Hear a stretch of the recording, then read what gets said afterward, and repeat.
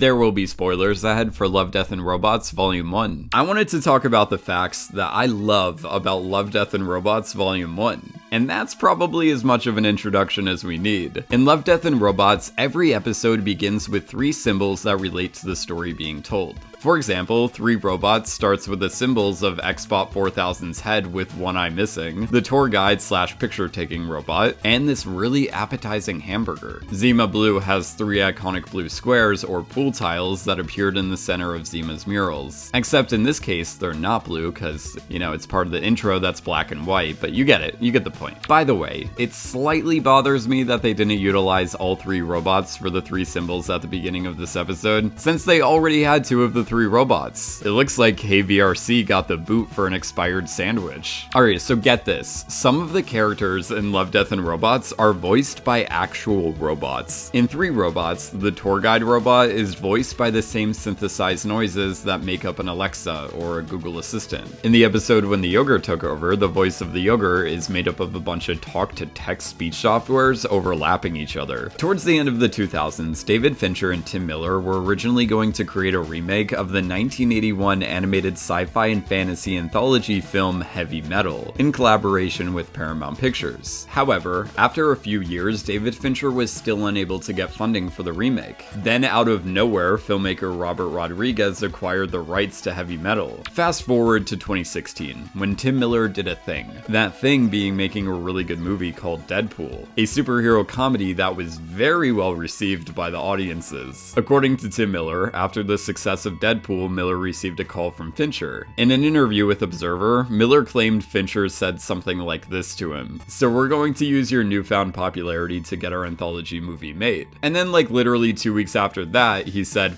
the movie stuff. Let's just take it to Netflix because they'll let us do whatever we want. And here we are. And that is the story of how Love, Death, and Robots happened. Ice Age is the only episode out of all of Volume 1 to contain live action characters. Some of the voice actors used in Love, Death, and Robots were most likely chosen because of their background in other sci-fis. In Suits, Neil Kaplan, who voices Hank, also voices Tychus Finley from the video game series StarCraft, another story about people in mech suits fighting aliens. The narrator of When the Yogurt Took Over, Maurice LaMarche, was also the voice of Brain from Pinky and the Brain, a TV show about genetically engineered mice who try to take over the world, similar to a plot of genetically modified yogurt trying to take over the world. Oh, and by the way, John Scalzi, who wrote When the Yogurt Took Over, is actually from Ohio. That's it. That's the entire fact. A lot of the stories in Love, Death, and Robots are based on short stories written by incredible sci-fi writers. John Scalzi wrote the short stories 3 Robots and When the Yogurt Took Over. Alistair Reynolds is responsible for the short stories Zima Blue and Beyond the Aquila Rift, and is responsible for me having an existential crisis or 2.